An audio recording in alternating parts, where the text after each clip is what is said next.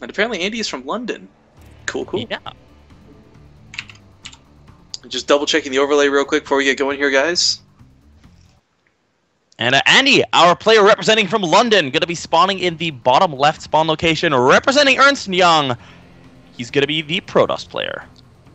And his opponent in the upper right corner of the map, it's going to be the blue Terran player. It's going to be Jimbo. Okay, so we are getting a little bit of information from Scan that Andy, despite being Diamond in Heart of the Swarm, is actually Masters and Wings of Liberty. So, in real life, he's Masters. In real so life, we're seeing yes. Masters versus Masters game going to be going up against each other now, and this should be a good game, a good high-level game. And I actually have a bit of interesting information on Andy here. I got this from the Ernst Young captain/coach/whatever, so shout out. Now, where do I actually have that written them down? Yes! So, Andy has 3 fears. One of which is not catching them all, Reavers, the ones from Firefly, and unstable internet connections. Andy sounds like my kind of guy. I could have a beer with this fella. Doesn't he? Andy lives in London. Firefly? I live in London. Yeah, I mean, just awesome. Okay, we All got right, a little bit of probe for us. You did get the probe in a little bit earlier, so you can't really hide tech, unfortunately, from the early probes. It's a little frustrating having to deal with that. And Jimbo going for that gas again. Maybe will Andy be prepared for what was essentially game 1? We don't want to see another repeat of that today. Yeah, we'll have to see exactly how he's going to play this out. Of course, I assume he is familiar with how this series has been going so far, so he may have seen game 1. He may have seen the power of the Widowmine drop there. And we'll see if Jimbo decides to go for, or sorry, Jian Liu decides to go for the same sort of tactics that were employed in game 1, but I think it's more likely to see him do something else. Well, speaking of catching them all, Andy, ironically, has been caught within Jimbo's base. This probe has no chance of escape. The supply depot is up, the barracks is completing, and that full wall off will just force him to kind of patrol for a bit. It's all he really can do. Meanwhile, back at home, though, Andy's going for that pretty standard Protoss opening. He's got the gas, he's got the cybernetics core. He doesn't have double gas, so I don't know what this is going to lead towards. First game we saw our Protoss player try and go for a bit of a 4-gate. Did not really go in his favor as he, I think, fluffed his build order slightly. Andy, though, playing maybe a little bit more tech-savvy. We'll find out in a moment. Factory is going to be the weapon of choice, though, again, for Jimbo. I think people are liking Factory in Heart of the Swarm, Pengwin. Absolutely. Mech is so viable and so powerful at the moment. And we did, of course, see, we saw Jimbo take down the... sorry, Jian Liu, I keep doing that, but we did see him take down the probe just before his factory went down, so Andy does not actually have vision of that factory. Meanwhile, an engineering bay block going down at the expansion of the Protoss player, so this is going to really irritate him if he wanted to go for a fast expansion build. Ooh, and Andy is not currently targeting down the SCV. If you want to shut this down, target the SCV, not the engineering bay. He does have a Mothership Core out. This is going to help him deal with this, of course. Mothership Core plus a Zealot should be able to deal with the engineering bay reasonably quickly here. Yeah, for those who don't know, in the most recent patch, we had a swap. Oh, yes, sir. Nice little pick off of the SCV there. We saw him surround that with a bunch of probes, pulling them away from the mineral line. Nicely done. Meanwhile, we have the Zealot coming down to take out the engineering bay as well. What were you going to say? I was just commenting on, for those who don't know, Mothership Core has actually lost the ability to detect, which could hurt a little bit as we do see Widow Mines coming out of our Terran player. It was swapped with the abilities on the Oracle. Now the Mothership Core has Time Warp, and the Oracles have the Detect. And this, of course, makes it so much more difficult to deal with these Widow Mines, and that's what we saw in the first game. Ironfoot utilized these Widow Mines and just was able to crush through because there was no detection. Yeah, his opponent. We don't quite have a drop setup, but we do have them scurrying across the map. Even if he just burrows them at the natural, that's going to keep Andy based on one base, and it's not fun playing off of one base. It kind of forces you to all in. Well, we do have a 2-gate Robo coming out from Andy at the moment. He does have that Robo facility finishing up as well as a second gateway. Forget what I said about containing these Widow Mines are going to walk unopposed into the Mineral Alliance. There is an observer being chronoed out, but not before it picks off. These Widow Mines will pick off a couple units. There's no question about it. Mothership Core might actually even be... Ooh! Wow! The probe going into the assimilator soaks one of the hits. No splash damage goes off, and now the observer is out. These Widow Mines are going to be shut down. This was a little unfortunate here for Jian Liu, but you know what? The mothership is hurt. It is badly damaged. That was pretty cool. The probe that moved into the assimilator, I don't think it died either. It did. It's only 2 out of 3 workers now. Okay, because the Widow Mine that's right next to it actually doesn't have any And he kills, but it may get some right now. No, targeting the Zealot instead. No, the damage was severely nerfed in one of the most recent patches. Now just does a crazy amount of damage, but not lethal force damage. Indeed. Meanwhile, we do see Jimbo setting up a nice little defense here. He does have a Jian Liu. This is really hard. But anyway, we have a bunch of Widow Mines in front of this bunker here. Is he going to expand? He does have the SCV in position to throw down that command center. Actually opting to repair the Widow Mine first. And there's a second factory on the way. He does, of course, have a Viking on the way as well. So this is going to be interesting. I'm not quite sure what he wants to use this Viking for. He could use it to pick off observers if he sees them coming. But we'll have to see. Meanwhile, Jian Liu is going to be throwing down a command center. But yeah, both players have been interestingly playing off of one base. This isn't something you too commonly see. Not even it's in the game, at least. Yeah, Andy is finally able to throw down this Nexus. It has been building for a while, but the thing to notice here is that there is a Widow Mine burrowed behind the mineral line, which is going to be potentially very bad if he doesn't see that coming. This is actually really nice, yeah. Well, the positioning of the Widow Mine is just magnificent, because this means that, like, no unit's going to accidentally soak the damage and find it's there. It's the probe transfer that's going to soak that damage. Yeah, if the probes just happen to transfer, this is actually really cool, because if you look at the Widow Mine... Hang on, it's going to pick off the mothership core. That's a pretty big loss. Full energy gone. No overcharge, no nothing. That's 100 gas. That's expensive. The energy, though, it takes so long to regenerate that energy, Penguin, and it's no fun suddenly having a Terran force at your back and at your front lines and you've got nothing to defend with. No energy, no nothing. There are three things that you have to take into account when a mothership core like that goes down. First of all, it's 100 gas. Second of all, it's all the energy. And third of all, that's right. Ooh, this is cool. Yeah, landing the Viking, gonna pick off a couple. Gonna interrupt you quickly because the probe transfer is going down. It's a bit out of range of the actual mine. It does kill 5 workers. Oh my goodness. So yeah, getting wind of this, the observer is floated over immediately, and it's like, yeah, I'm not dealing with that. Get out of here. Yeah. So a total of 9 workers have been picked off this game for Jian Liu. It's not too bad. He's done quite a bit of damage for minimal costs. Widow Mines, of course, they do cost gas, but they don't cost a huge amount. They cost 25, and he's lost 3 of them, 3 or 4 of them, if I'm not mistaken. The Viking did get out with its life as well, killing 1 worker along with the mothership core. Man, it is really surreal, Penguin, looking at the barracks right now. We do see Reapers able to build out of the reactor. I still can't get over that. That is a weird feeling.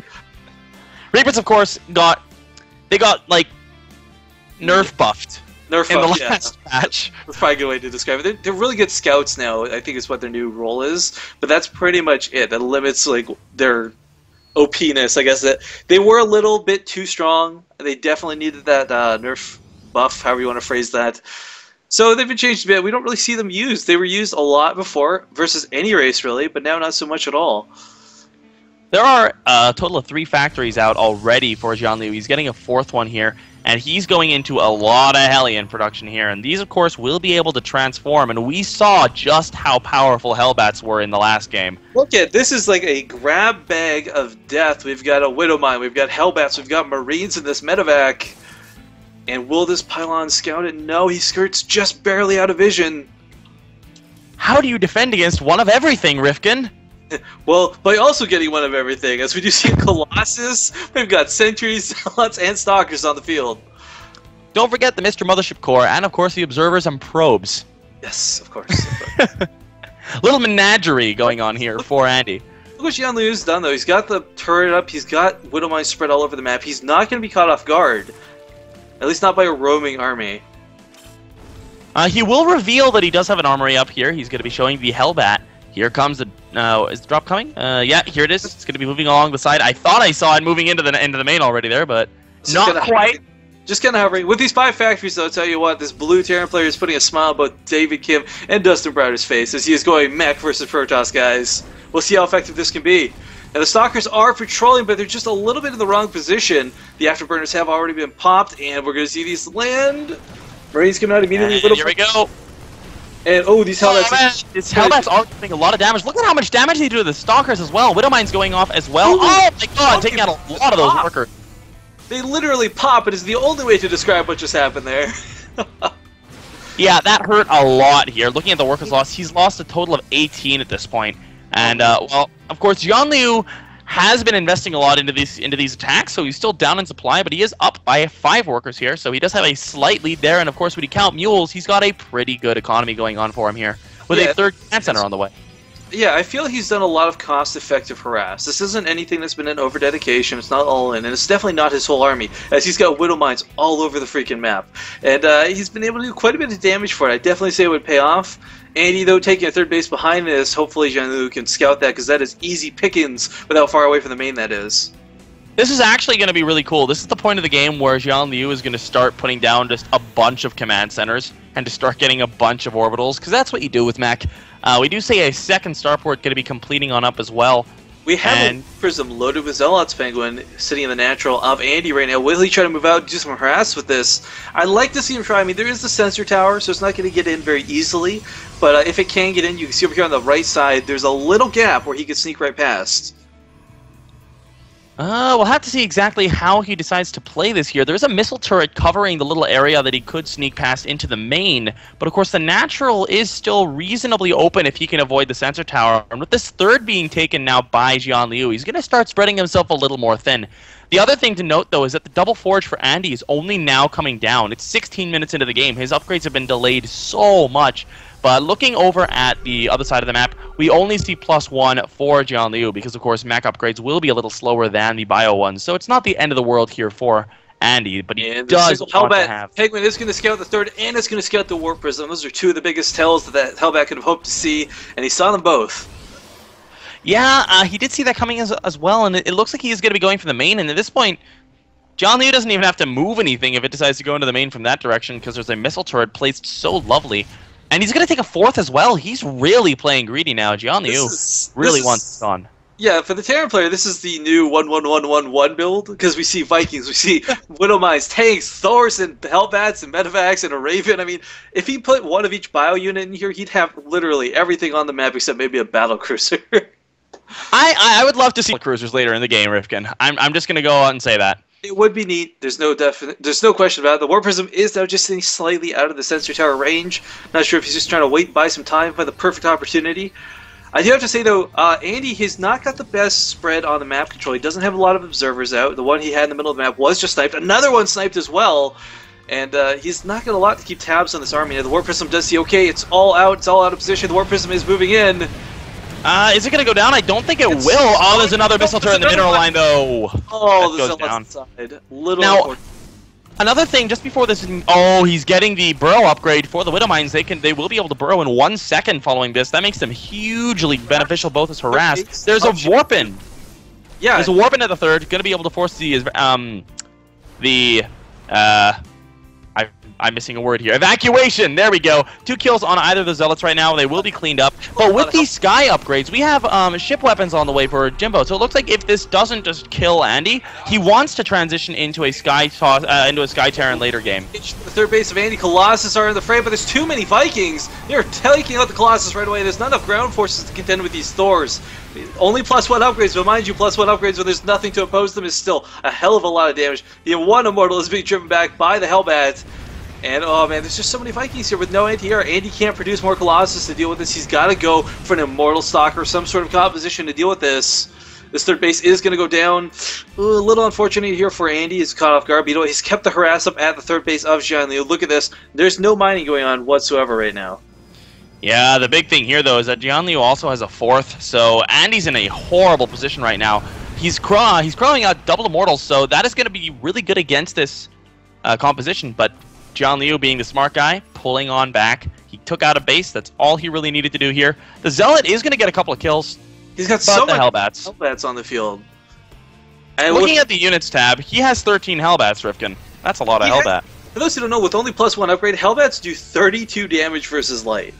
I mean, those Zealots, they're not going to do anything. That's the buffer of his army right now. He's got Zealots and Immortals, and neither of those two are going to stand up very long or very well against these Hellbats.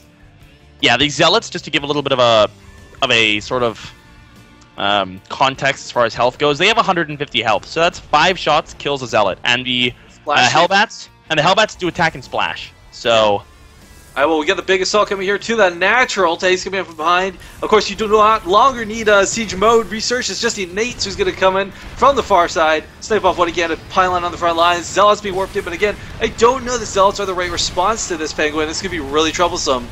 Jianliu doesn't have the greatest position on his army, though, and Andy's going to try to take advantage of that. He does get a storm off in the middle of the mech. I'm not sure how much I actually like that choice, but... Well, these Immortals are actually going to push back the army now. These tanks cannot take them down, not very quickly. Those hardened shields kicking into effect, and now it's only a couple Thors, and suddenly Andy has turned this game around in one small engagement.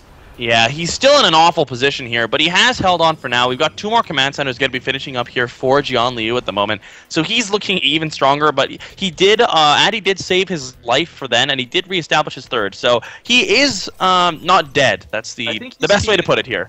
I think he's also kind of clued into the fact that Zealots are not the right choices. We do see Archons now, and Archon Immortal might just be the answer to dealing with this. We see 7 Widow Mines at a time being produced, Rifkin. What? Even if those are like one-shot wonders type thing, they're still going to do a lot of damage, especially with that near-instant burrow. Yeah, this is actually a really cool unit composition we're seeing Jimbo utilize. And it looks like Blizzard is going to be pretty happy to see that it appears mech is viable versus Protoss now. Yeah, definitely kind of brute forcing their way in. These tanks are taking out these gateways, and he needs that production right now, Pengwin. Andy does not have the money or the production to lose these structures. His Vikings landing at the third. This is not looking good. You don't too often see landed Vikings do severe damage to Protoss, but you know what, when you're on the back burner like this, it's completely understandable. Oh, the Immortals are pushing forward through these Widow Mines. The Widow Mines are eradicating the Archons, though. There's just too many of them, taking up so much of the damage. But the Immortals... And, yeah, the Immortals push forward. They are going to be able to do a bit of damage here, but there's just too much stuff here for Jianliu. And Andy is down to the 2 digits of supplies, and there's the GG. Google going to be taking a 2-1.